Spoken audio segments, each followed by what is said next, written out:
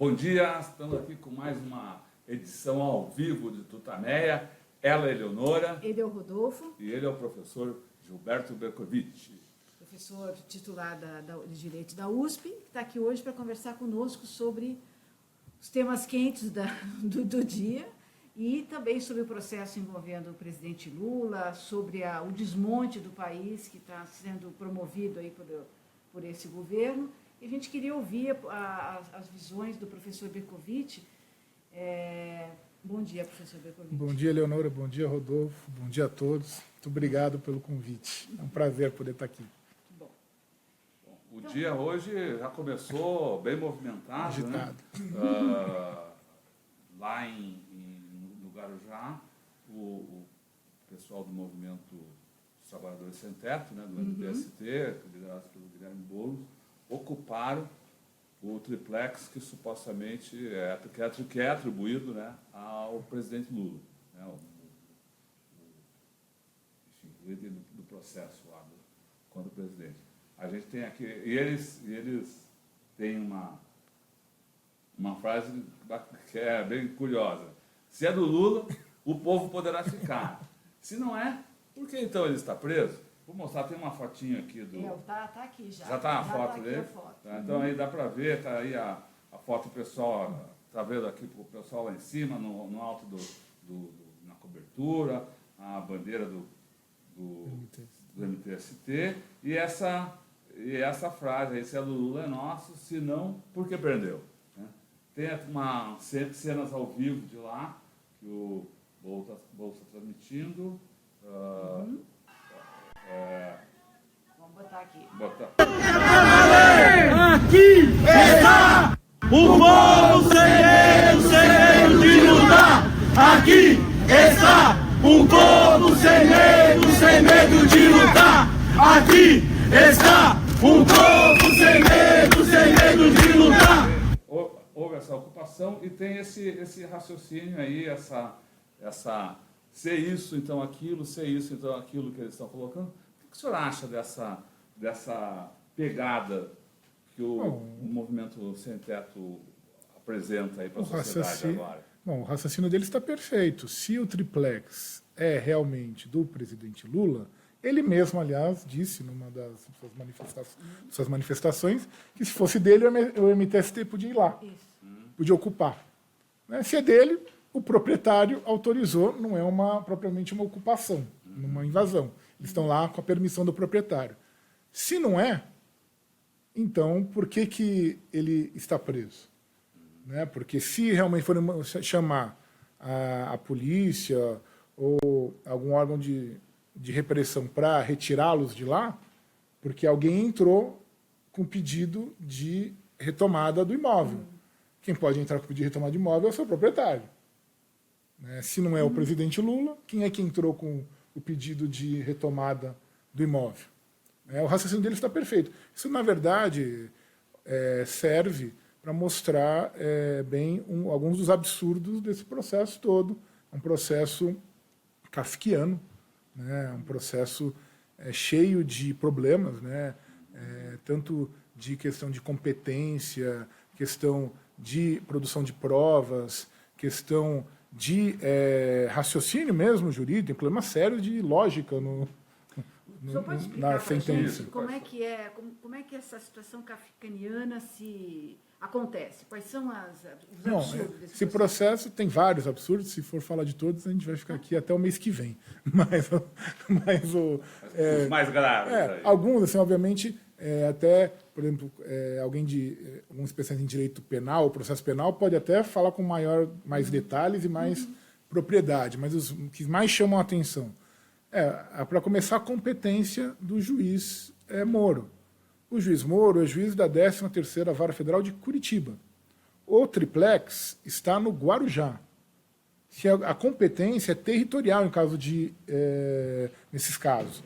E a competência territorial seria de uma vara, de um juiz em São Paulo, aliás, de um juiz estadual em São Paulo, que se trata de uma disputa sobre um imóvel que se atribui à propriedade, se reconhece a propriedade. Inclusive, o próprio processo sobre esse conjunto e sobre outros, que era a questão da Bancop, né, da cooperativa, do Sindicato dos Bancários, que eu acho que o Vacari era até o tesoureiro, o coordenador dessa cooperativa, que teve um processo longo na Justiça de São Paulo, foi todo mundo absolvido, menos a única pessoa que não estava na Justiça de São Paulo, que era o presidente Lula, que estava, sabe Deus por quê, sob a competência do juiz Moro, que parece que é o único juiz do Brasil. Isso é algo que traz espanto. Ele age e avoca para si competência de temas como se ele fosse o único juiz do Brasil. A Petrobras não é competência dele. A sede da Petrobras é no Rio de Janeiro. Portanto, seria a competência de um juiz no Rio de Janeiro, ou onde foram realizados, eventualmente, os supostos ilícitos. Né? Também seria outra possibilidade de atribuição de competência. Se ele tivesse sido realizado em São Paulo, ou em Brasília, ou na sede da empresa. Quer dizer, o juiz se arroga uma competência universal para tudo que tem. Aparece a palavra Petrobras, vai tudo para ele. Então, aumento de gasolina deve ir para ele, provavelmente, também. Né? Ou teve algum problema na importação de óleo diesel, talvez vá para ele também. Porque tudo que relaciona a Petrobras, ele se avoca à competência. E o que é pior, os tribunais superiores, pressionados pela mídia, não têm coragem de fazer valer o Código de Processo no Brasil, que o Código de Processo não dá essa competência para ele. Esse é talvez o primeiro grande absurdo. O segundo grande absurdo, todas as testemunhas arroladas, seja pela defesa, seja pela acusação, negaram a propriedade do triplex ao presidente Lula. Todas, com uma única exceção, de um delator, que é o ex-presidente da OAS, né, que havia negado e depois fez um acordo de delação para ficar menos tempo preso, e aí disse que era para o presidente Lula. Ou seja, visivelmente coagido, pressionado a mudar a sua versão. Então, e aí o juiz se baseia nesta delação contra todas as, eram mais de 50, eu não lembro mais os números, eram vários, era muita gente, contra toda a documentação, e se baseia nessa delação e em uma reportagem do jornal O Globo, que atribuía o triplex ao presidente Lula, para fundamentar a sua condenação. Quer dizer, é muito frágil, não tem elemento nenhum. E no direito brasileiro, no direito de qualquer lugar do mundo, inclusive no direito norte-americano, indício não é prova, indício não fundamenta condenação de ninguém. Se esse juiz e esses procuradores da República estivessem nos Estados Unidos, eles não teriam feito o que fizeram aqui. Nos Estados Unidos não é assim que funciona, eles estão mentindo. Né? Existe, lógico, uma flexibilidade maior em termos de determinado tipo de acordo. Por exemplo, a delação premiada é uma invenção americana. Mas lá também o procurador, o promotor, eles são eleitos. O juiz, muitas vezes, é eleito. É um outro sistema. Né? Mas, independentemente disso, não se abre mão da materialidade das provas, porque condenar uma pessoa é algo muito sério. Não é uma brincadeira. A pessoa ser privada da liberdade, seja por quanto tempo for, por um mês, 1 ano, 10 anos, 15 anos, é algo muito sério. Não é uma brincadeira em que você, não, tudo bem, eu posso fazer do jeito que eu achar, porque ele tem cara de bandido, então eu vou condená-lo. Né? No direito tem uma doutrina do direito penal do início do século XX, né, do Cesare Lombroso, que dizia que tinha o criminoso nato. Então, pelas suas características físicas, você conseguia determinar quem era o criminoso. Então, era pelo tamanho da cabeça, pela distância entre as orelhas, o tipo de nariz. Né? A gente voltou ao tempo do Lombroso. Eles são lombrosianos, porque eles olham para a pessoa e falam, não, esse é culpado, esse não é. Porque, pelo visto, só o presidente Lula é culpado. Ninguém mais foi condenado nesse processo. Quer dizer, a Justiça de São Paulo ficou anos com esse processo, não viu nenhum problema na disputa ali da Bancop. É o caso de o juiz Moro viu nisso aí uma suposta corrupção, um suposto pagamento de vantagem ilícita ao presidente Lula. Foi o único que viu. Ele e o TRF4 e a turma do STJ e, pelo visto, parte do Supremo Tribunal Federal. Curiosamente, todos do mesmo Estado. Né? Porque no TRF4, o relator, o Gebré do Paraná, aliás, colega, amigo íntimo do Moro, Né? No STJ, Félix Fischer é do Paraná, e no STF, o ministro Fachin é do Paraná. Isso também é algo muito estranho, muito... Não tinha pensado É algo que tem que ser... É uma coincidência muito esquisita. Ser todo mundo do mesmo estado, mesmo lugar, para julgar um mesmo processo. A lógica dos vários, do duplo grau e dos demais graus recursais é justamente você ser julgado por pessoas distintas para ter certeza que não houve nenhum tipo de má interpretação, equívoco. As pessoas se enganam também, nem sempre é má fé. Às vezes é erro mesmo, a pessoa não percebeu, ou não chamou atenção para determinado fato ou prova. Agora, se você julgar pelo mesmo tipo de gente, vem do mesmo lugar, formados na mesma faculdade, todos fazendo a mesma linha, é algo realmente esquisito. Quer dizer, é um processo político. Como definir isso? Não tem outra... É um preso político, não tem outra expressão. O presidente Lula é um preso político, isso é evidente, porque a rapidez com que o recurso dele foi julgado no TRF4 não se justifica. Os outros recursos estão lá há 6 meses. E não estou dizendo, você quer então uma justiça lenta. Não, não é isso. Justiça lenta não é ruim, não é bom. Mas justiça rápida demais também não é a melhor coisa do mundo. Aliás, quem era especialista em julgamento rápido era o Tribunal do Povo do Roland Freisler na Alemanha nazista. Esse era especialista em julgamento de 5 minutos. Né? Você já chegava lá, já estava condenado mesmo, e já resolvia, já estava tudo feito. Mas parece que isso foi o que aconteceu. No TRF4, quando a gente viu a sessão, parecia que estava tudo já... Já estava tudo combinado. Né? Muita gente comentou isso, né? As sentenças são parecidas. São sentenças parecidas. E mais, eles aumentaram a pena do presidente Lula para não dar prescrição. Quer dizer, porque vamos supor que efetivamente tem ocorrido os fatos, a partir do... Tá bom, o Moro está certo. Ocorreram os fatos. O presidente Lula saiu do governo em 2010. Nós estamos em 2018. Ele tem mais de 70 anos, já teria prescrito. Porque a corrupção passiva só é com agente público. O presidente Lula não é mais agente público desde o dia 1º de janeiro de 2011. Não é mais agente público. Então, já teria prescrito o crime da corrupção, outros, agora tem que ver algum penal certinho, já teriam prescrito. Né? Se tivesse ocorrido, que já é um outro, mas vamos supor que já teria prescrito. Eles ampliaram a pena para não dar prescrição. Você tem um grau aí de perversidade, tem. De vingança.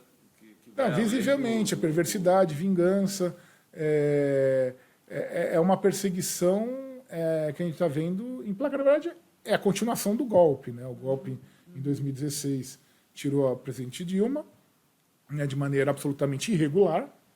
É um impeachment sem causa. Né? Eu posso falar isso com toda tranquilidade. À época, eu até fiz um parecer para presidente, foi solicitado, eu e outros vários juristas, né? O professor André Ramos Tavares, o Pedro Serrano, o Marcelo Neves, vários outros fizeram, né? O professor Heleno Torres, vários outros fizeram, e não tinha ali crime de responsabilidade. O impeachment se dá com crime de responsabilidade. Tanto não tinha que a presidenta foi deposta e o seu sucessor, esse senhor que se diz presidente da República, fez atos muito piores em termos de desequilíbrio das finanças públicas, de desestruturação do orçamento, e o Tribunal de Contas não achou nenhum problema. Foi uma decisão específica para aquele momento. Quer dizer, onde está o ministro Lanardes do Tribunal de Contas para dizer que teve pedalada, que teve violação de todas as regras básicas de equilíbrio financeiro nos orçamentos e na gestão das finanças públicas do atual governo, e ninguém fala nada. O Tribunal de Contas acha tudo bonito. Quer dizer, foi deliberadamente algo dirigido. Né? E já foi no impeachment e derrubada a presidenta Dilma, o passo seguinte. Né? Ninguém ia dar um golpe para o presidente Lula, eventualmente, ou quem eventualmente ele apoiasse, pudesse voltar para o governo. Você não vai dar um golpe para ficar 2 anos no governo. Né? Para o seu grupo ficar só 2 anos. É inconcebível, todo esse esforço para ficar 2 anos, 1 ano e meio, 2. Né? Então, obviamente, a segunda parte era excluir o presidente Lula ou a sua força política da eleição. Se é que vai ter eleição. Se é que vai ter eleição, pode ser que não tenha eleição? Olha, Leonora, eu sou cético, só acredito no dia dele se tiver mesmo, porque... Mas por quê? Porque ele... Não é tudo tão dentro da lei? Então, as instituições estão funcionando, não é isso? Então. Mas, enfim, se vê, até a última pesquisa de ontem, né, do Datafolha, é emblemática. O núcleo político que fez o golpe, que hoje comanda o país, não consegue se viabilizar eleitoralmente, em princípio. Lógico, mas até lá muita coisa muda, até agora, você começa mesmo a campanha em agosto, mas eles têm que agora não acharam um candidato competitivo. O único candidato competitivo do lado de lá é o candidato da extrema-direita, que não sei se eles querem. Né? Não sei se propriamente tem o apoio deles ou, na falta de um mal maior, talvez seja ele mesmo e tudo bem.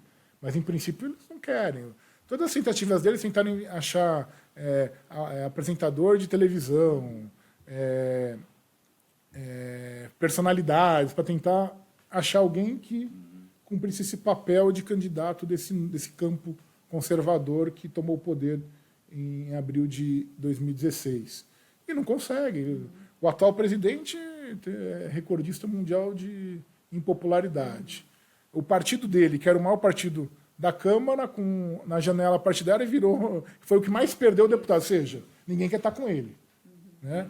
O PSDB está complicado na viabilização do governador Alckmin como candidato. Ele não está conseguindo ainda, talvez consiga mais para frente, mas, em princípio, ele não está conseguindo ter os mesmo tipo de apoio que ele teve em outras...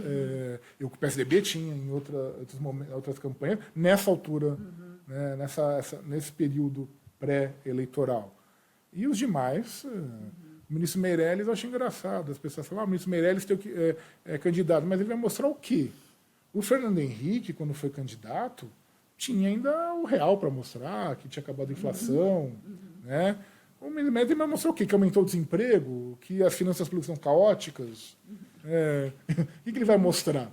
Né? Aliás, é melhor ele não mostrar. Não mostrar. Se mostrar o que ele fez, é capaz de perder voto, de ficar devendo voto. Não vai ficar devendo.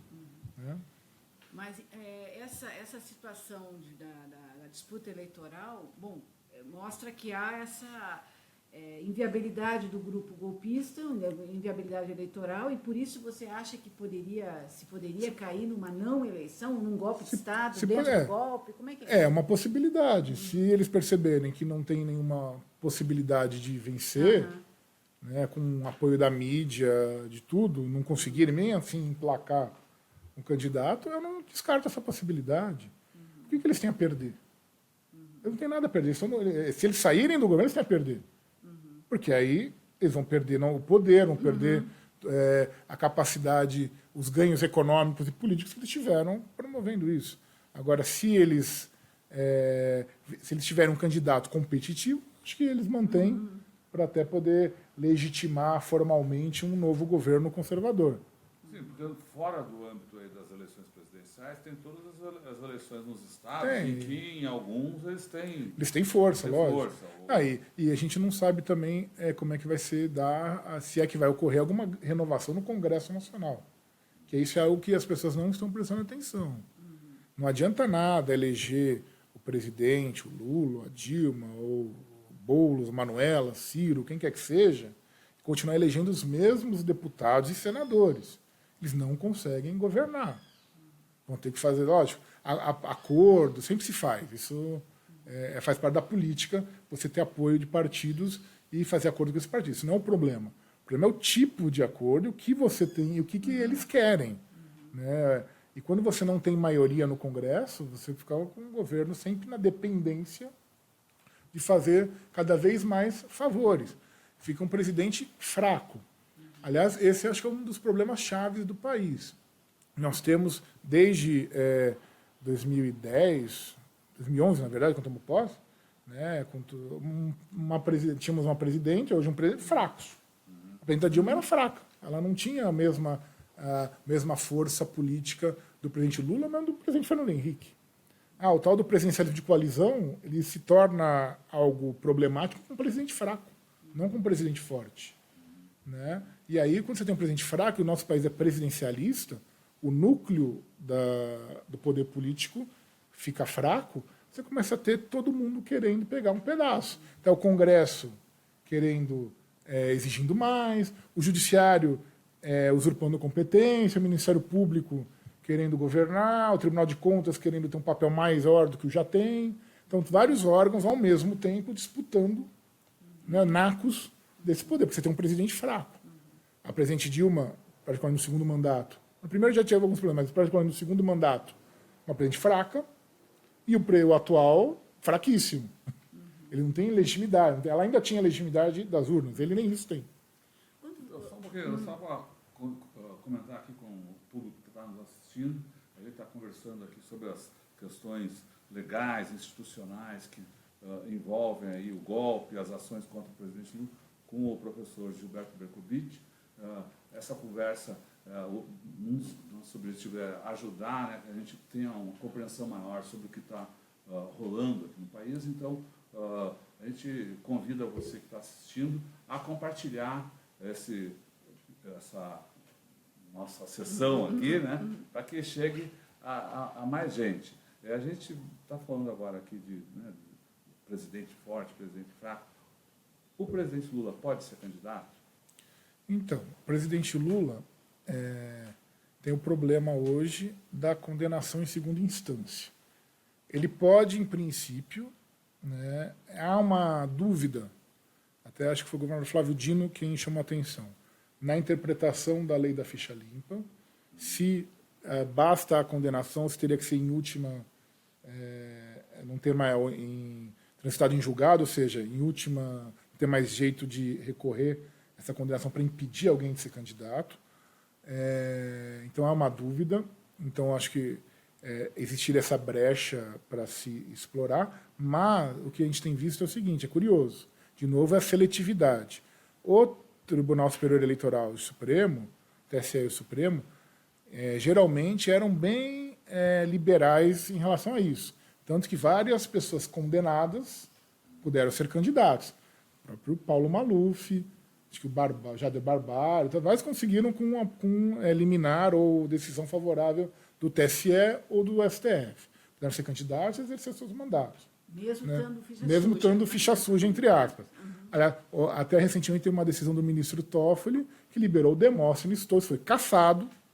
Ou seja, ele ainda está no período de 8 anos sem poder disputar a eleição a se candidatar. Quer dizer, esse é um caso até mais grave que o do prêmio. O Lula não foi cassado. Né? O Demóstenes Torres foi cassado, perdeu o mandato de senador. E a pena dele de 8 anos sem direitos políticos. Né? Ainda não passou o prazo. Há uma decisão, uma liminar do ministro Toffoli, salvo engano meu, que permite que ele se candidate. Ou seja, o Supremo bem liberal em relação a esses políticos, e por que vai mudar justamente no prêmio Lula não pode. Né? O que nós estamos vendo, na verdade, é algo parecido, né, com, lógico, nas devidas proporções, que já aconteceu nesse país. Não deu certo com o Getúlio, né, nos anos 50, em que se dizia que o Getúlio não podia ser... O Lacerda dizia, o Getúlio não pode ser candidato. Se for candidato, não pode ser eleito. Se for eleito, não pode tomar posse. Se tomar posse, não pode governar. E se governar, não vamos derrubá-lo. Né? O Carlos Lacerda falava isso. Né? Se tentou fazer, e aí deu certo, pela força das armas, do pós-64, com o Juscelino, porque o Juscelino era o candidato às eleições de sucessão do Jango, né, de 65, e era o candidato que estava mais bem posicionado, que provavelmente venceria as eleições para voltar à presidência. Né? Então se cassaram os direitos políticos do presidente Juscelino, que fez toda uma campanha contra o presidente Juscelino na época. Aliás, com apartamento também. Também com apartamento. A história do apartamento não é novidade, é sempre uma... armação, lógico. É sempre... eles não são nem originais nas histórias. Né? E agora se vê... quer dizer, a perseguição é a uma pessoa, a um determinado político. E, geralmente, os políticos do setor progressista ou democrático que governaram melhorando as condições de vida da população, por causa do Getúlio, por causa do Juscelino, por causa do Jango e agora por causa do Lula. São os 4. Tem mais alguém? Acho que não, né? que na nossa história é isso, né? Quer dizer, quais são as chances do presidente se candidatar? Nas atuais O aspecto jurídico, aí como é que o senhor acha que vai Eu acho que assim, a questão não é mais jurídica, a questão virou política. Juridicamente ele teria chance. Como juridicamente não era para ele ter sido preso. Certo. Como juridicamente esse processo não era nem para ter terminado do jeito que terminou. Infelizmente não se trata mais de direito. A questão é política. É um grupo político que tem presença, infelizmente, no Poder Judiciário, está incrustado no Poder Judiciário, está incrustado no Ministério Público Federal, na Polícia Federal, no Tribunal de Contas, no Congresso, no Executivo, tem apoio econômico de vários setores, nacionais e muito estrangeiros, né, e tem apoio da grande mídia, particularmente a Globo, mas não só. Né, a gente esquece das outras, mas as outras também. Né, Record, Bandeirantes, são todas na mesma toada. Mas a Globo, obviamente, é a principal até pelo poder de monopólio que ela exerce. Né? E nos jornais, nas revistas semanais, assim por diante. Quer dizer, chamada grande imprensa. Né? O senhor enfatizou o aspecto dos interesses internacionais nesse processo e se conhece ligações pouco claras do próprio juiz e do Ministério Público nos Estados Unidos. Como é que dá para a gente pensar que essa articulação se deu? Houve dedo americano nesse processo todo? Olha, hoje eu não posso falar houve porque eu não tenho os elementos concretos. Vou falar assim, houve. Você acha que eu acho que houve. Por quê? Porque há vários elementos que condizem a isso. A começar pela forma que as informações sobre a Petrobras, sobre as empreiteiras, sobre o processo todo, chegaram e foram utilizadas, tanto no Brasil quanto fora. Há quem diga que houve envio de informações pelos órgãos americanos diretamente ao Ministério Público Federal, ou ao juiz Moro, não sei, mas ao Ministério Público Federal, já com determinados elementos vindos de espionagem, que é a espionagem da Petrobras. Há quem diga que quando o ex-procurador-geral da República, Janot, foi para os Estados Unidos, ele levou também informações sobre o programa nuclear, sobre a Petrobras para os americanos. Seria uma ilegalidade. Seria uma ilegalidade total. Quem faz, quem tem... Traição, né? Quem é traição. Em lugar civilizado seria fuzilado. Né? Estados Unidos, na Europa, né? O sujeito desse teria preso e seria condenado à morte. Né? Sendo que eles gostam tanto. Então há quem diga isso, só que a gente ainda não tem como provar. A gente vai ter como provar isso, porque a grande desvantagem de dar golpe de Estado com os americanos contam tudo. Então, mais cedo ou mais tarde, quando liberarem os arquivos lá, nós vamos saber. 64 foi isso. Dizia, os americanos ajudaram a fazer o golpe. Não, teoria da conspiração. Até que um jornalista, esqueci o nome dele, que foi na biblioteca Lyndon Johnson, que eu era o presidente na época do golpe, e viu as fitas, viu a documentação, como estava começando a ser liberado nos anos 70, né, 70, 80, e fez teve o porta-aviões foi enviado, toda a operação de desestabilização do governo João Goulart, que se repetiu no governo Allende, foi o mesmo tipo de operação. Quer dizer, era um padrão já conhecido de interferência para a derrubada de governo democrático. Aqui é um outro tipo, aconteceu em Honduras, aconteceu no Paraguai, algo similar, né? E no Brasil. E a gente vai saber daqui a alguns anos, com certeza, né? Vamos ter lá o nome de todo mundo que foi conspirar com os americanos. Tem uma casta de traidores. Uma casta de traidores, não tenho a menor dúvida em relação a isso. Até porque, particularmente em relação ao petróleo, né, a Petrobras, os interesses americanos estão sendo atendidos, que é a abertura do setor de petróleo, do pré-sal, particularmente, as empresas, as grandes multinacionais, que são, em sua maioria, empresas norte-americanas. Não são exclusivamente, mas são, em sua maioria, empresas norte-americanas. Então, com certeza, há uma questão aí de interferência estrangeira, que hoje a gente não tem como afirmar, mas há uma desconfiança, e mais cedo ou mais tarde nós vamos ter os elementos, porque os americanos revelam tudo. Esse é o problema, né? Já dizia o ditado, né, do Napoleão, né, quem dorme com baioneta acorda furado. Quem conspira com o americano acorda delatado, porque os próprios americanos delatam. Eles mesmos contam. O senhor falou que esse processo não é mais jurídico, é político, né? E como é que o senhor acha que politicamente se pode sair desse dom? Porque o presidente, a pessoa que tem mais votos, enfim, uma figura histórica, impedido de participar das eleições, isso pode se reverter de que forma?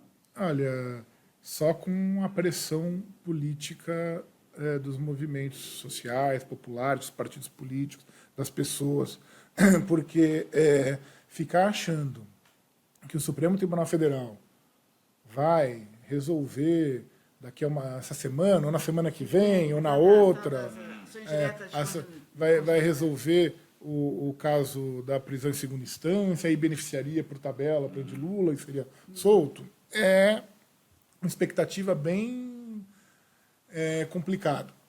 Mas não é a presidente do Supremo Tribunal não quer julgar isso, ela não vai julgar isso, e mesmo se coloque em votação, o que impede de algum dos ministros pedir vista, por exemplo, para sentar em cima e acabar. Quer dizer, é uma expectativa complicada, né?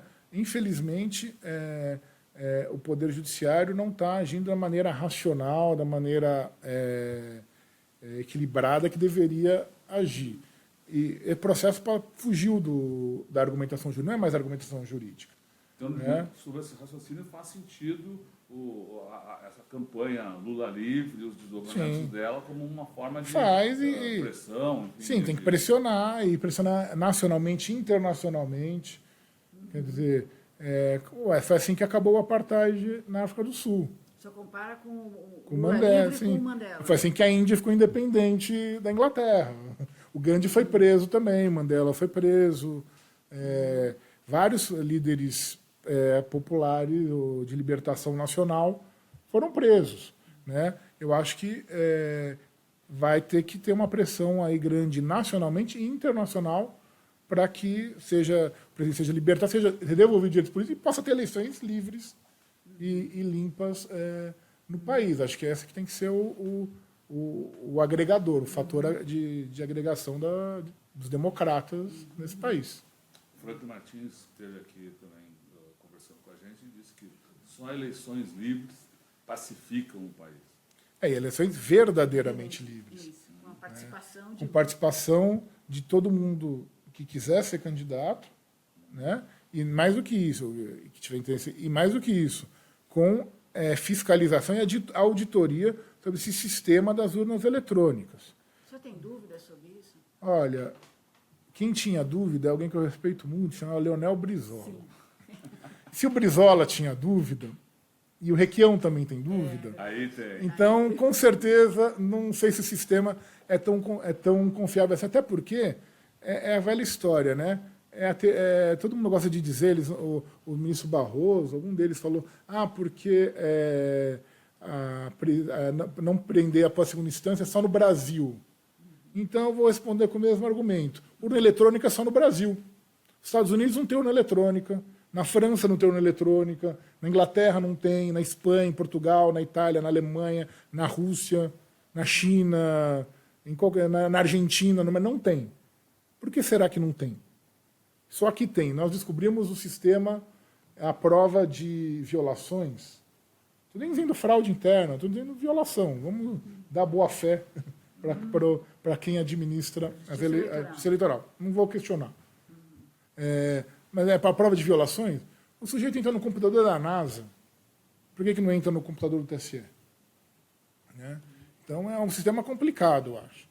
É lógico, é rápido, sim, é maravilhoso. Você, no mesmo dia, já sabe quem ganhou a eleição. Só que acho que isso é um preço que não vale a pena ser pago. Esse risco não é um preço que vale a pena ser pago. O risco de você ter uma eleição fraudada por ter o resultado rápido. Espera uma semana para ter certeza, como sempre foi. Né? Você tem como fazer recontagem, se for o caso. Tem lá as cédulas, né, estão impressas. Essa coisa de imprimir a cédula seria bom. Seria bom. E tem um probleminha a mais que ninguém fala da urna eletrônica. A urna eletrônica tem um problema em relação ao segredo do voto. Porque a urna registra. Tem lá o seu número, o título do seu eleitor e os números que você digita. Se alguém quiser... Tem que ter paciência de Jó, né? Mas, enfim, não é que alguém... alguém tiver acesso a esse registro, eles sabem quem você votou. Está lá, né? Porque está registrado no programa. Porque é assim que ele contabiliza. O seu título é usado para abrir o sistema. Abriu, você vota e fecha o sistema. Então está registrado. Como é que ele registra? Não cai num lugar misturado. Eles vão dizer que é criptografado, mas em termos corretos, tem um registro. Quer dizer, não sei se alguém tem acesso a isso, tem como ter acesso, mas em tese tem um registro. Né? É um sistema complicado. No Brasil todo mundo gosta da coisa mais fácil. Já sai na hora, então tudo bem. Mas sai na hora, mas a que preço? Esse é um problema. Como é que o senhor define hoje o estado das instituições no Brasil? Nós estamos vivendo um estado democrático de direito, isso é balela nessa circunstância. Como é que nós estamos hoje? Infelizmente, é uma balela. A gente não vive no estado democrático de direito. Lógico, a gente não vive num regime autoritário como o de 64 ainda. Tem algumas restrições já autoritárias. O discurso do ministro Barroso na sessão do Supremo dizendo que tinha que ser restringido o habeas corpus é digno do Alfredo Buzaide ou do Gami Silva quando defendia o ato nacional número 5 e que proibia o uso de habeas corpus nos crimes políticos contra a segurança do Estado.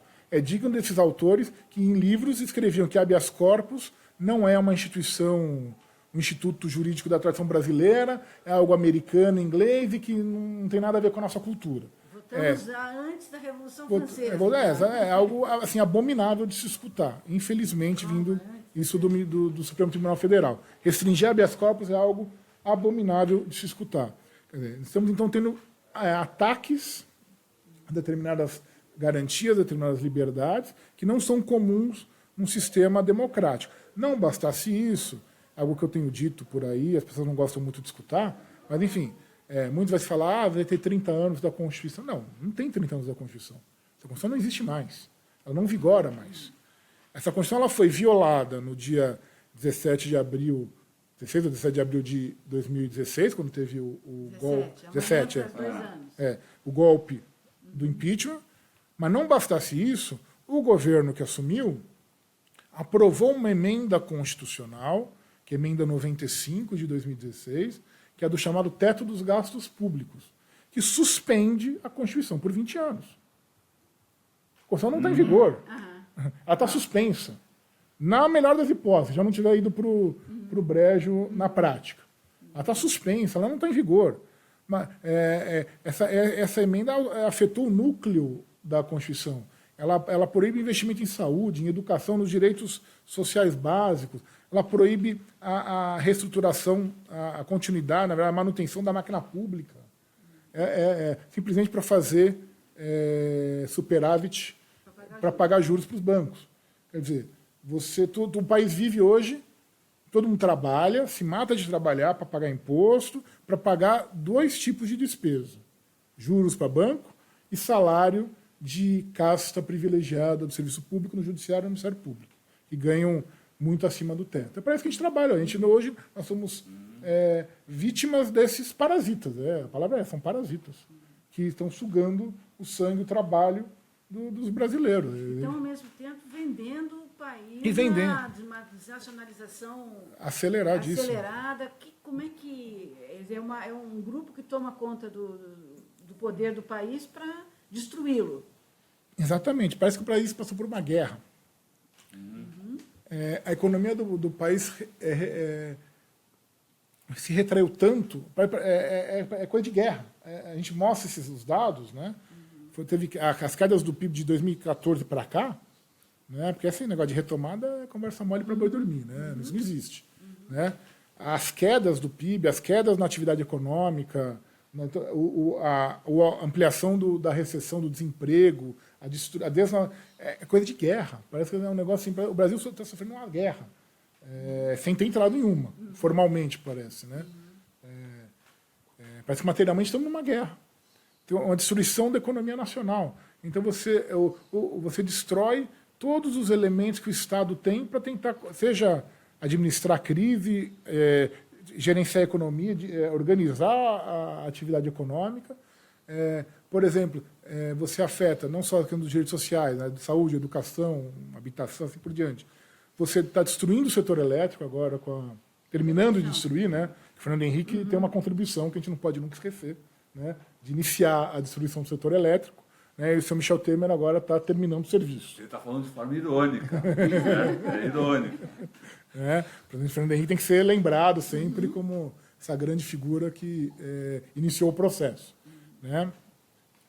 Michel Temer agora está terminando com a doação da Eletrobras. A Eletrobras está sendo vendida pelo preço do fogo de chão. Doação. O fogo de chão foi vendido por 12 bilhões de dólares. Esse é o preço que eles querem vender a Eletrobras, é o preço de uma churrascaria. Quer dizer, então, fazer... Essa aí eu acho que foi, não sei se foi no Paulo Henrique ou no Nassif, algum deles saiu essa. É o preço do fogo de chão. Quer dizer, é o preço de uma churrascaria.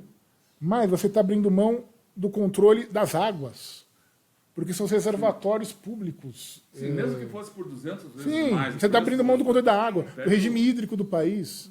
Você está abrindo mão disso. Você está entregando ativos, né, as hidrelétricas, já estão amortizados, ou seja, você não vai ter que investir nada. Ele só vai ganhar. Ele só vai ganhar. Ele não tem que fazer outra. Ele já está lá, já está feita. Já está amortizada, já foi paga. Né? E, obviamente, pensando novamente em extrair o lucro. O lucro máximo obviamente, vai gerar aumento de tarifa, vai gerar vários problemas de distribuição, geração de distribuição de energia, pode ter outros apagões, assim por diante. Né? Vai ter impacto negativo na indústria. Vai. Aliás, a indústria brasileira, eu não entendo os industriais brasileiros, porque eles são a única classe industrial que atira no próprio pé. É um fenômeno. Eles defendem uma política que só favorece rentismo, favorece quem tem dinheiro aplicado a juros no sistema financeiro, que prejudica o setor produtivo. São a favor de uma reforma trabalhista que destruiu o ambiente de trabalho. Arrasou. Não existe indústria, não existe atividade econômica industrial, produtiva, organizada, com esse tipo de relação trabalhista, em que trabalho intermitente, relações sem estabilidade. Você não consegue manter isso. É impossível. Né? Aliás, a lógica da organização do trabalho é da indústria.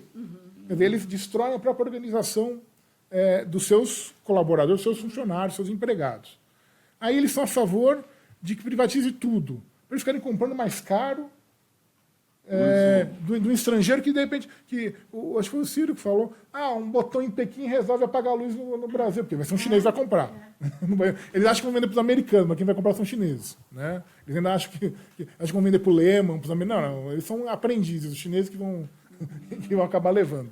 Né? Que tem muito mais interesse, tem muito mais recursos para poder comprar a parte elétrica.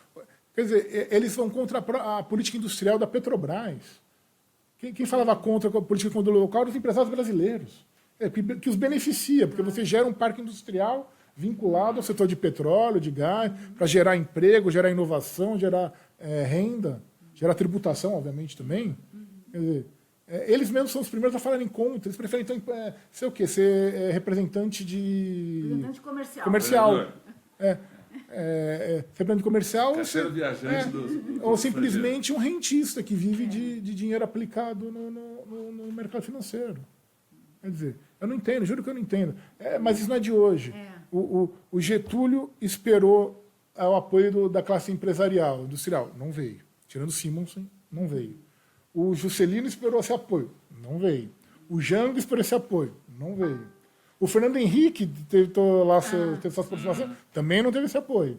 O Lula não teve. A Dilma, pelo contrário, foi escorraçada por eles. Quer dizer, parece eu não que entendo. não tem uma visão de nação de longo prazo. Uma coisa de formação de um próprio sistema industrial, um sistema econômico mais complexo, que eles têm um papel importantíssimo. Né? Como a agricultura tem também, que é outra também que atira no próprio pé, porque quer continuar exportando produto primário sem nenhum tipo não processado. Quer dizer, você ganha muito mais. As palavras dizem muito, né? Aqui não tem agroindústria, aqui tem agronegócio. Né? Interessante. Quer dizer, você tem todo um potencial de capilaridade da indústria com a agricultura. Tem uma agricultura forte, tem uma indústria, um parque industrial relativamente complexo, Você tem toda uma sinergia aí que não foi usada, nunca foi. E ao mesmo tempo sufoca o pequeno agricultor. Não, sufoca o pequeno agricultor, sufoca o pequeno e médio empresário. Esses são simplesmente aqueles que tentam sobreviver. São os coitados que tentam sobreviver e que não têm condição de prever o que vai acontecer daqui a 6 meses, quanto mais daqui a 10 anos. Né? Agora, essas empresas que estão comprando os ativos, os bens no Brasil, de um governo ilegítimo, o senhor tem defendido que esses negócios podem ser anulados no futuro. Sim. Como é que é juridicamente? Não, eu e o professor Zé Augusto Fontoura Costa, professor de Direito Internacional lá da USP também, meu colega, a gente refletindo, escreveu um texto, foi divulgado em várias plataformas. A gente comparou essa compra de um ativo, de um bem, que visivelmente está abaixo do preço. Todo mundo sabe que está abaixo do preço. O comprador sabe, ele não está sendo enganado. Ele sabe que não está de acordo com o preço internacional. Sem concorrência, está tudo feito sem licitação. Né? Principalmente no caso da Petrobras, sem licitação nenhuma. E a própria lei de desestatização exige a licitação. Eles estão descumprindo descaradamente a lei na venda de gasoduto, na venda dos fertilizantes, da indústria de fertilizantes, agora eles querem vender as refinarias, eles querem vender tudo. Né? Está sendo feito abaixo do preço, de uma maneira atabalhoada, sem concorrência, descumprindo a legislação, sem aprovação do seu proprietário, que somos nós, né? O governo, na verdade, é só o gestor. Quem é proprietário da Petrobras, da Eletrobras, do Banco do Brasil, somos nós. É a população, é o povo, que não sequer foi consultado sobre o tema, se quer ou não quer vender. Aliás, né? nas pesquisas... Não querem, né? Nas pesquisas não quer. Nas pesquisas mostra isso, mostra que defende a Caixa. Exatamente, nas pesquisas não quer, mas, enfim, não foi sequer consultado. Né? Você um processo desse, obviamente, isso é equiparável a um crime de receptação. Um sujeito que compra um aparelho de som, que compra um produto que é fruto de origem ilícita. Porque é isso que está se tratando. Eles estão pegando um bem público, vendendo sem poder, de maneira que o procedimento todo errado, abaixo do preço. Quem está comprando não está sendo enganado. Ninguém vai me dizer que a Statoil está sendo enganada. Ela sabe qual que é o preço do campo de Libra que ela levou lá, a maior parte, sendo vendida a menos de $2 o barril, o potencial de exploração de Libra. Então não vem me dizer que não está sabendo, que está levando alguma vantagem muito exagerada, demasiada, sem... Né? Então, obviamente, isso tem que ser... Isso não só pode, isso deve ser anulado, isso deve ser revisto, porque isso, obviamente, é um crime contra o patrimônio público. De lesa pátria contra o patrimônio público, contra o futuro do país. Para onde a gente olha, não tem escapatória. Né? E o que eu acho engraçado, né, o caso particularmente da Statoil, né, ela é uma empresa estatal. Então, a estatal dos outros é boa, a nossa que é ruim. É isso que eu acho engraçado. Né? Então, vender para uma estatal norueguesa, estatal francesa, espanhola, tudo bem. O que não pode ter é estatal brasileira. Quer dizer, não tem lógica nenhuma, não tem fundamento em base nenhum. O que a gente está vendo é um processo de desmonte pior do que o do Fernando Henrique. Por quê? Porque é mais acelerado, muito mais enevoado, sem coisas que a gente não sabe, sem muitas informações. Tem uma aula de legalidade, né? Sem muitas informações e na verdade, na época do Fernando Henrique, bem ou mal tinha alguma oposição. Conseguia se articular, impedir ou tentar limitar algumas coisas. Hoje não, porque é um trator. E na época do Fernando Henrique você não tinha Poder Judiciário, Ministério Público tomando lado. Às vezes dava, às vezes não dava. Você tinha julgamentos muito mais equilibrados com a questão das privatizações. Às vezes dava liminar, outro não dava. Acontecia, você tinha uma disputa das várias posições. Hoje não. Vem do governo, vira lei. Tem lado. Tem lado. Hoje tem lado. Então é algo muito mais complicado de se lidar. Né? Então, de novo, não é jurídico. Sim, mas essa destruição, você estava falando em tempo de guerra, quer dizer, não tem paralelo. Não tem paralelo. Não, no Brasil não tem paralelo. Nem os militares fizeram isso. Pelo contrário, Pelo né? Eles até os militares que não. atrás, Num primeiro momento economia. eles tentaram, mas acho que o que se diz é que, como a iniciativa já estava consolidada pelo plano de metas, então não tinha como voltar para trás. Então eles tiveram que adaptar o modelo. Eles mudaram o modelo, efetivamente. Sim, né? começou com Castelo Branco, É. uma política bem entreguista. Bem entreguista, mas depois tiveram que se adaptar e mudar o modelo. Né? Óbvio, não era o modelo de industrialização do Getúlio, do Juscelino, do Jango, mas eles vão manter a industrialização, eles vão manter o papel do Estado importante na organização do processo econômico, eles vão se adaptar. Né? Começa o Collor, né? O Collor não dura muito tempo, mas o Fernando Henrique já tem articulação política para começar a desmontar isso. Mas mesmo o Fernando Henrique teve limites, ele não conseguiu mexer nos direitos trabalhistas, por exemplo. Se eu falar articulação política, eu sempre penso nos Estados Unidos, porque também as ligações do governo do PSDB com os Estados Unidos, com o Partido Democrata, são muito fortes. São muito fortes. Acho que eles esperavam que a Hillary ganhasse. Foi quem apoiou o golpe aqui, né? Foi ela fez em Honduras, fez no Paraguai, a mesma embaixadora, aliás, né? Veio para cá, né? Só que a Hillary perdeu. E ela perdeu justamente porque qual foi o discurso do Trump? Isso as pessoas esquecem. É o mesmo discurso do Brexit. Quem elegeu o Trump, quem votou para a Inglaterra sair da União Europeia? Quem foi prejudicar trabalhadores que perderam os seus empregos ou tiveram a sua renda diminuída pelas políticas neoliberais dos últimos anos. A Hillary era a cara de Wall Street.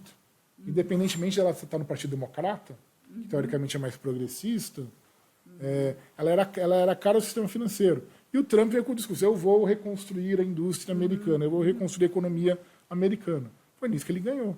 O Brexit foi a mesma coisa.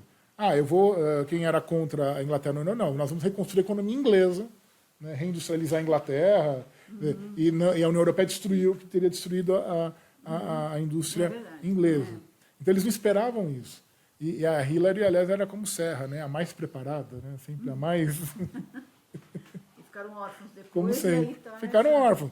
E a relação deles com o Trump, a gente não sabe direito qual é, né, com esse grupo que assumiu o governo. Porque é o Partido Republicano, mas é um pedaço do Partido Republicano, então as relações também... Porque não quer dizer lá nos Estados Unidos eles não não saibam. exatamente com Porque quem também não quer dizer muito, porque o Lula se dava muito melhor com o Bush do que com o Obama. Ele fala isso, né? O Partido Republicano parece que seria... Mas não, depende muito da configuração de forças ali, também de empatia, tem essas relações, tem muito disso. Né? O senhor acha que a gente vai sair desse processo com uma visão de que precisa mudar o judiciário, que precisa ter uma posição mais nacionalista? Esse processo vai caminhar para onde? Para que direção? Bom, se eu soubesse fazer previsão, eu jogava na loteria. Mas... Conta pra gente os números da Mega Sena. Vou contar os números da Mega Sena. Mas, enfim. Então, a gente tem uma discussão que tem muito travada no Brasil sobre esses pontos todos. Não, tem, assim, se a gente quiser, não digo melhorar, digo restaurar primeiro a democracia e depois aperfeiçoá-la, da mesma maneira que a gente teve a preocupação, a partir de 85, de não voltar a ter um golpe militar, e, aliás, até abro um parênteses, que a fala lá do general absurda, sem motivo, mas, enfim, mostra, na verdade, a fraqueza mais do que a força nas Forças Armadas, porque se tivesse força, fazia, não falava. Né? Acho que as Forças Armadas estão mais conscientes do papel delas é importante, mas não é o papel de protagonista do sistema político. Né? Elas têm a função da defesa, a função de manter a integridade territorial, elas têm outras funções, né, que são extremamente importantes, tão importantes quanto, mas não a do sistema político. Eu acho que, na hora que se preocupou um pouco com isso, vai ter que se preocupar, sim, em reestruturar o Poder Judiciário e o Ministério Público, os órgãos de controle, de modo a impedir que uma determinada casta, um determinado grupo, se assenhoreie dessas instituições e as volte contra a soberania popular. Isso vai ter que ser refeito, vai ter que ser repensado. O modelo judiciário não tem como continuar. Né? Você tem um Supremo Tribunal Federal composto por 11 ministros vitalícios, isso não tem mais sentido nenhum. É um modelo com todas as competências que o Supremo Tribunal Federal tem. O Supremo Federal nunca abriu mão de nenhuma competência. Não deixou, na época da Constituinte, criar uma Corte Constitucional. Não, todas as vezes que teve proposta de reforma do judiciário, até para tirar processos deles, não ficarem com tantos processos, eles sempre reclamam que tem um número volumoso de processos, eles nunca aceitaram abrir mão de competência nenhuma. Uma série poderia terminar no STJ, né? Não ir para o Supremo, né? Ou para a Corte Constitucional, que fosse. Mas não, eles nunca aceitaram, eles gostam de ser a última instância. Eles reclamam tanto, mas eles gostam de ter esse poder de ser a cúpula. Há quem diga que eles estão até agora se arvorando em poder constituinte. Sim, eles estão usurpando. Isso é visível. A questão da primeira e segunda instância é visível. Mas não só, tem várias outras decisões. Eles simplesmente se arrogam, eles mudam o texto da Constituição como se não tivesse Constituição ali. Eles gostam de dizer algo que eles dizem que nos Estados Unidos, nós damos a última palavra, temos o direito de errar por último. É mentira. No sistema americano, quem tem a última palavra no sistema americano, e eles sabem disso, é o presidente da República. Ele tem a legitimidade final. Aliás, tem vários casos nos Estados Unidos de choque entre o presidente, a Suprema Corte e o Congresso, de decisões da Suprema Corte que são cumpridas ou que não são. Tem vários casos de presidente da República que não cumpre, que o Congresso não cumpre, outras vezes cumpre. Depende muito da correlação de forças e dos embates ali da democracia americana. Isso não torna os Estados Unidos menos democrático ou mais democrático, mas simplesmente mostra que isso é algo dinâmico. Você não tem um único órgão fossilizado ali, um oráculo que fala a verdade. Não existe isso. Numa democracia não existe isso. Numa democracia, quem dá a última palavra é o povo, em última análise. Né? Entrou em choque, então faça um plebiscito, faça um referendo, deixe o povo se manifestar para tomar a decisão que achar mais adequada, se os três poderes não estão se entendendo. Né? Mas assim, você não pode ter um tribunal dessa forma, com um juiz vitalício, o jeito de ficar lá 30, 40, 20 anos. Não, e acaba fossilizando, acaba congelando determinadas visões. Né? Eles gostam de falar tanto em pluralidade de visões, tem que ter mais abertura para a pluralidade, tem que ter possibilidades de renovação mais frequentes. O próprio STJ é um tribunal que eu não sei para que existe, porque ele abriu mão de julgar. Eles votaram uma súmula, eles não discutem os fatos, só discutem questões de direito. Então, eles estão lá para quê? Se você analisa, tem um grau recursal, você tem que analisar tudo, inclusive as questões de fato, para poder saber se a decisão foi tomada corretamente ou não. Só ver se aplicou a lei certa. Quer dizer, aí tudo é mantido e ninguém sabe por quê. Quer dizer, eles abrem mão de julgar. Tudo bem, eles podem se assustar com o número de processos. Não? Então, criem mecanismos de uma prestação jurisdicional mais efetiva, mais correta, que vai ter menos recurso. Né? A própria estrutura dos tribunais é muito, muito complicada, tem vários problemas estruturais mesmo, de administrativo, de organização. Quer dizer, então teria que fazer uma reforma profunda no Poder Judiciário, no Ministério Público, que nunca vi isso, um órgão que não tem hierarquia, não tem uma linha condutora. Né? Você não tem linhas, já que é um órgão que investiga, que atua na defesa do interesse, tem que ter linhas condutoras. Não tem, cada um faz o que quer. Aí sai tanto o sujeito que vai achar que qualquer coisa é ato de corrupção, quanto aqueles malucos que falam que querem interferir na autonomia universitária, querem interferir, que perseguem determinados grupos ou partidos porque não concordam com a ideologia deles e ficam inventando motivo para ficar pressionando na justiça. Quer dizer, não pode um negócio desse. O sujeito tem que ter linhas, tem que ter parâmetros de atuação. Né? Senão vira o caos. E aí é muito engraçado o pessoal no meio empresarial, no meio financeiro, não fala de segurança jurídica. Né? Como é que você tem segurança jurídica com isso? Com o Ministério Público que cada um faz o que quer, com o Judiciário que também não tem organização, que é loteria, né? Dependendo com quem cai, você tem, você não tem. E não quer dizer que tem que ser a mesma interpretação, mas tem que ter, no mínimo, parâmetros. Tem que ter uma linha, princípios. Sim, princípios básicos, elementares. E o princípio elementar na interpretação, a gente aprende na faculdade, pelo visto, nossos queridos ministros esqueceram, que tem um limite para a interpretação da lei, da Constituição. É o texto. Você não interpreta contra o que está escrito, contra o texto. O caso da prisão em segunda instância, eles simplesmente ignoraram o texto. Quer dizer, como é que eu falo para o meu aluno que ele não pode interpretar contra o texto, aí vem, mas o Supremo faz. Eu falei, Quem deveria ser o guardião da Constituição exatamente, está abandonando. Abandonou já há muito tempo a Constituição. Já faz, eu decido o que eu quero, da maneira que eu quero, para quem eu quero. Isso é muito ruim, porque isso deslegitima. O Poder Judiciário já tem um problema sério de legitimidade, porque não é eleito. Sim. O Congresso é eleito, com todos os seus problemas, o presidente é eleito, com todos os seus problemas. Não atual, obviamente, mas um presidente normal é eleito. Né? O judiciário não é eleito. Então, determinado tipo de decisão já fica complicada para ele tomar justamente por isso, porque vai estar interferindo em decisões políticas, em decisões que foram legitimadas, meio ou mal, pelo voto. Né? E aí ainda faz isso, quer dizer, vota contra o texto. Qual que é o último vínculo? Por que você tem que aceitar a lei? Foi votada.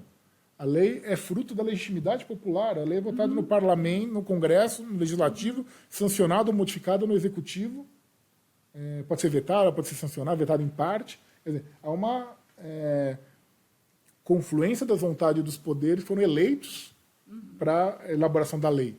Pode ser lei boa, lei ruim, isso acontece, independe. Sim, mas ela tem uma base. Por que você aceita? Porque a lei, em tese, foi feita por quem você votou. Né? Você, então, em tese, está participando desse processo. Então, aí o judiciário vai lá e não respeita o mínimo, que é o texto da lei. Não é muito mais que isso, é o texto da lei. Não, essa interpretação é correta. Não, isso não existe. Né? Como alguns ali querem. Né? Você tem que respeitar a lei. É o texto. Agora, decidir contra o texto, como é que você ensina direito num país desse? Em que a Suprema Corte decide contra o texto. Complicado. Complicou, porque a gente fica sem... Ele fica meio caindo num precipício ali, não tem... Você não tem mais segurança nenhuma. Então, e cria esse regime de insegurança jurídica, ele se espalha pela sociedade. Espalha por tudo. O que cria a possibilidade das ações das milícias. Sim, os porque pode tudo. Outro dia estava um policial de choque, estava circulando na internet. Um casal foi a um jogo de futebol com camisetas Lula livre e foram impedidos de entrar. Quer dizer, que tem a ver isso com... Qual que é o poder da polícia dizer que você tem que se vestir? Virou polícia de costumes também.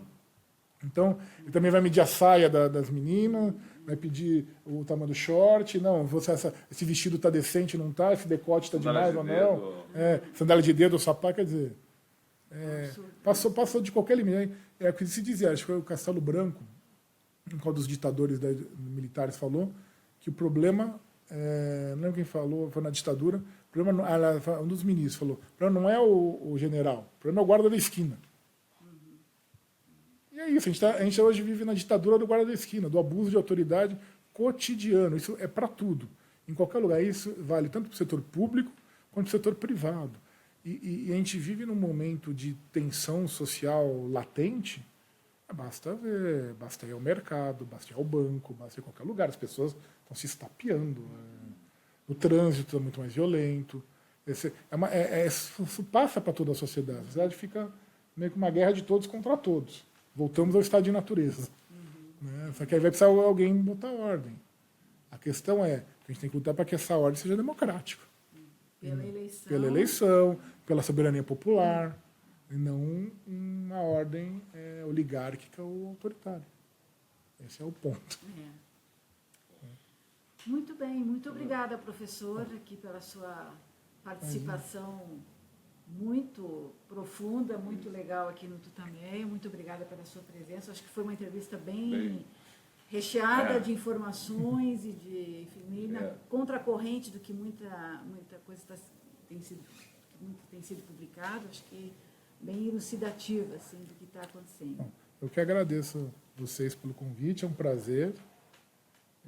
E a gente lembra que toda essa nossa conversa, essa discussão, toda essa substância aí de avaliação da situação brasileira nesse momento está disponível no nosso site, tutameia.jor.br, daqui a pouco com textos, as fotos e a íntegra aqui da entrevista. Cola lá. Obrigado. Obrigado.